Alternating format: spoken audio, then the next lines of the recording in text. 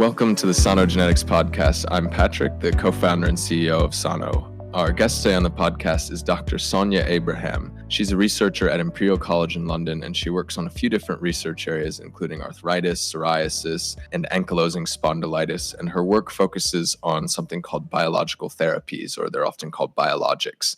And she also works on understanding how the gut microbiome might affect how we process these different treatments and our risk for disease. So Sonya, would you mind just starting us off by explaining the main difference between biologics and other types of treatment? Yeah, so most treatments and therapies today have been sort of chemically derived molecules. So things like anti-inflammatories, steroids, like brufen, antibiotics, they're all sort of chemically derived. The biologics are essentially proteins, so the actual matter they're made up of is different, Right. And they target specific overexpressed proteins in diseases. One of the best explanations of biologics I've ever heard is actually. So you work on arthritis, psoriatic arthritis, ankylosing spondylitis.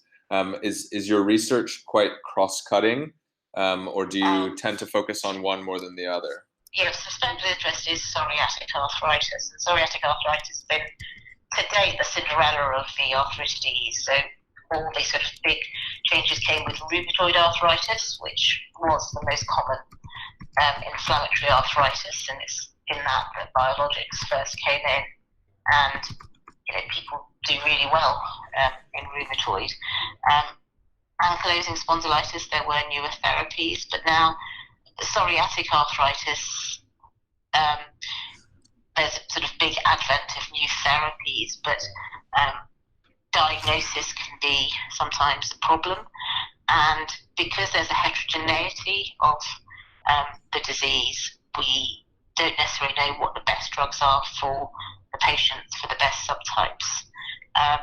And sort of drug discovery has always been, you try it in one disease and then you try it in another. But here, by using the research that we're doing and understanding the interaction of the microbiome in patients, we can identify possible mechanisms by which the inflammation occurs. And by understanding that, looking at sort of new targets for general drug development, but actually with time, Holy Grail is to actually say, okay, well, your arthritis is made up and is triggered by this, this, and this. So let's look at a cocktail of therapies that are specifically designed for you, and sort of that grail of personalized medicine. So on the question of the microbiome, I think that's an area that's exploding in terms of research interest. What is it that you're expecting to see or hoping to see in some of your microbiome-related research? Yeah, so you're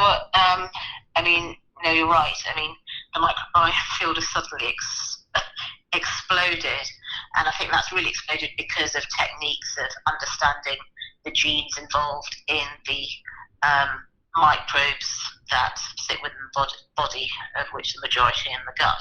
So that's what's transformed the interest and being able to measure it. But what we want to try and do is understand how it relates to disease.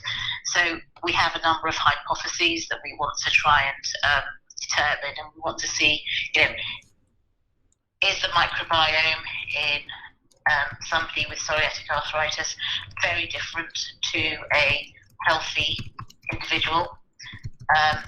Is that microbiome stable over time, or does it change both in patients at any time? What are the effects of food on that microbiome?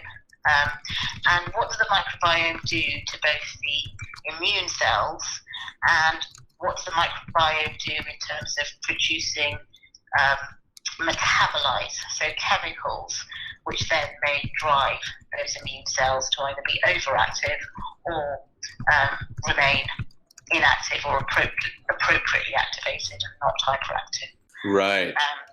And then also sort of in psoriatic arthritis, is that different, the microbiome, to ankylosing spondylitis, or are there overlaps? Right. So I guess the number and abundance of bacteria in the gut is so dramatic that actually the proteins and things that the microbiome put out can cause the body to behave in all sorts of different ways, right? Exactly, at possibly different times, and because I mean, our genes are set. The way those genes are expressed can be altered. The way the genes, and this is talking about our own genes, are expressed and altered and interact with the microbiome can change depending on environment, what you eat, other things around you. And we know that sort of, behaviors can also change that as well. So it is huge. Right. What's known about the microbiome in psoriatic arthritis already, or is this kind of uncharted territory?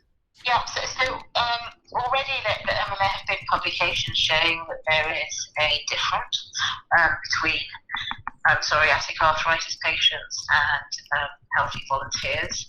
And it's really not so much about the total number of microorganisms, but the balance of them. Right. And it found that there are sort of certain species of bacteria that are more prevalent in the arthritis patients compared to normal people who may have those bacteria. So particular subtypes called Bacteroides and Firmicutes may be more prevalent.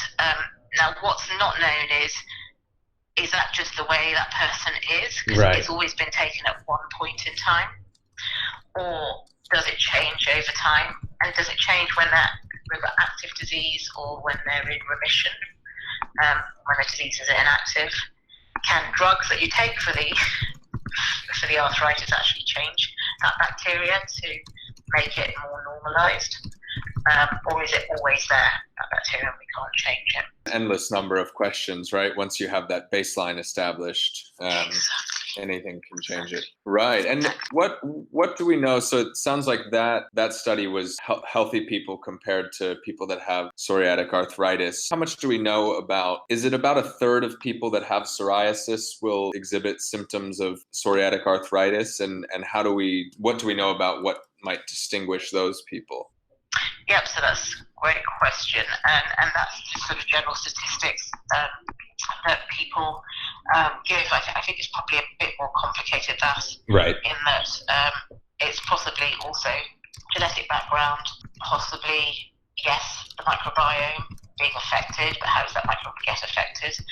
At the moment, I don't know of any studies that are actually saying, okay, let's take patients with psoriasis, follow them up and see which ones then get psoriatic arthritis and, take their stool samples regularly. But I think that would be something of interest in the future, definitely.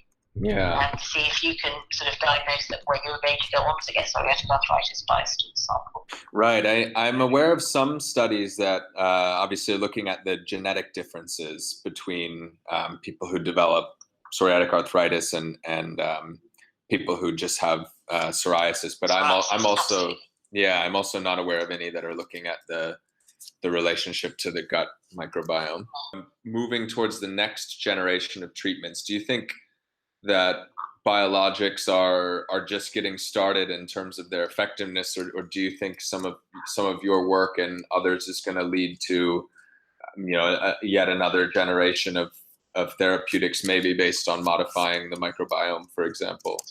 Absolutely, and I think that would be the hope. And it may not be biologics, it may not be the traditional sort of chemical entities of medicines.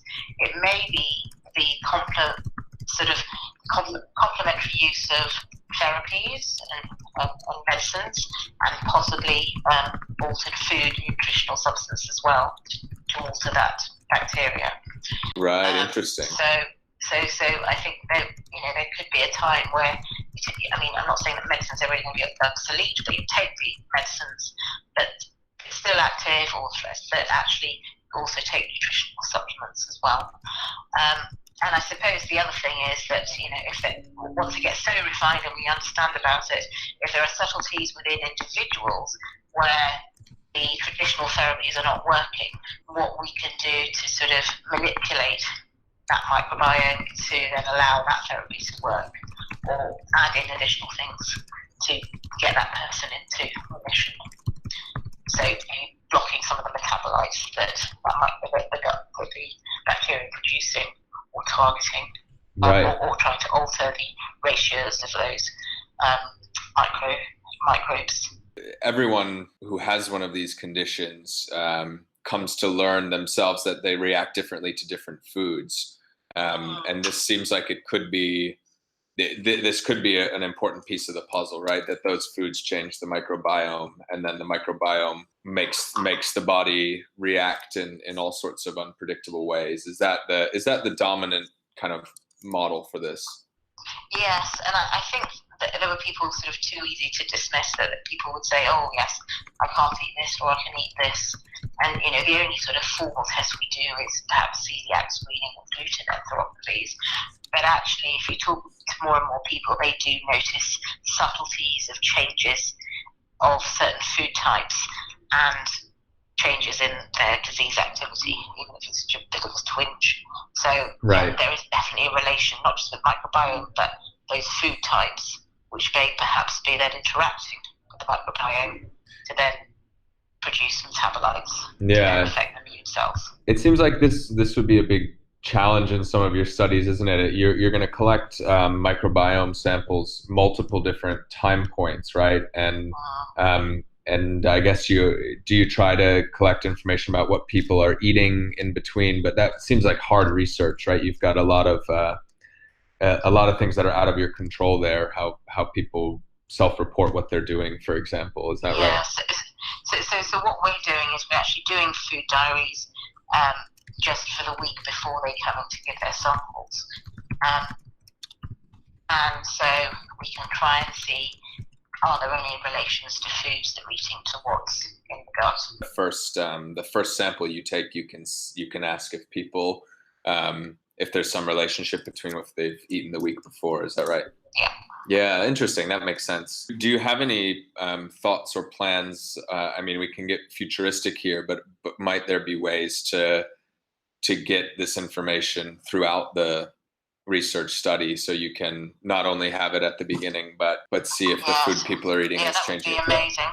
I don't know how we could capture that. I mean, it's quite a lot of work in writing every single thing that you're eating. But if there's some technologies that can be developed that, automatically whatever open and put in my mouth captured. Yeah. My iPhone just pictures it every time I put something in my mouth or something. Yeah. It's hard, isn't it?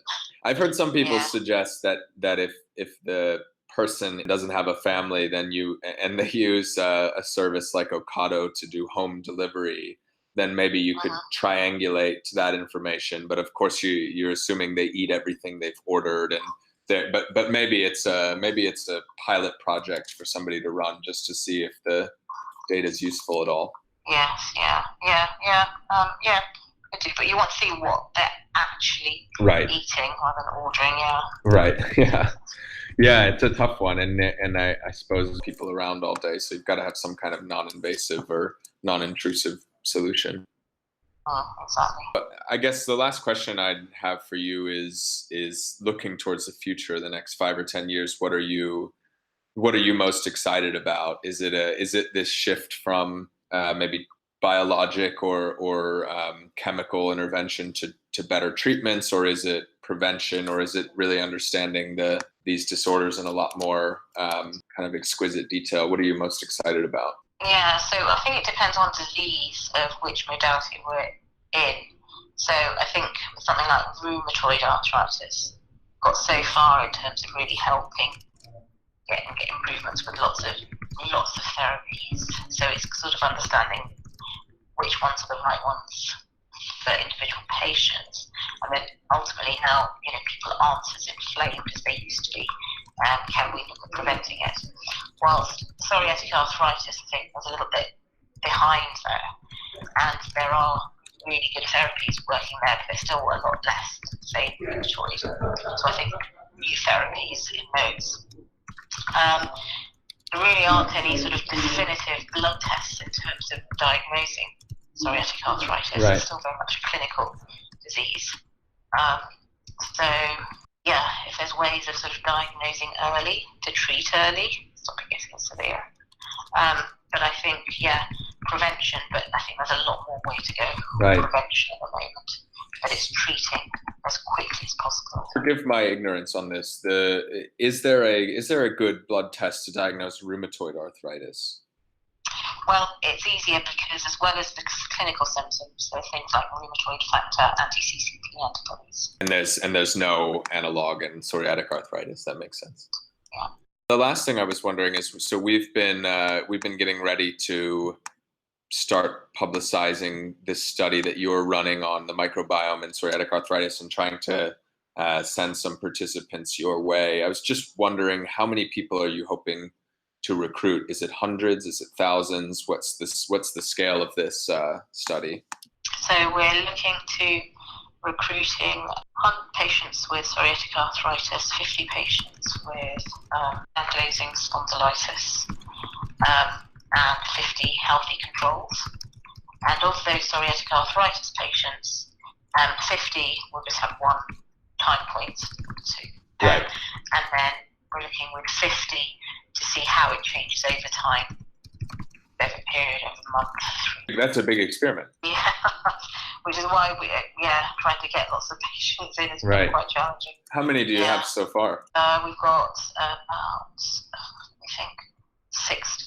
6. Okay, great. So 60, yeah. 60. Kind of split evenly across all of them, or is one? No, that's very no. There's more healthy controls. Yeah, yes. No, we haven't got hardly any healthy controls actually. Right. So yeah. Great. Well, exciting. Yes, it will be once we get them all in and we analyse. The potential is really exciting.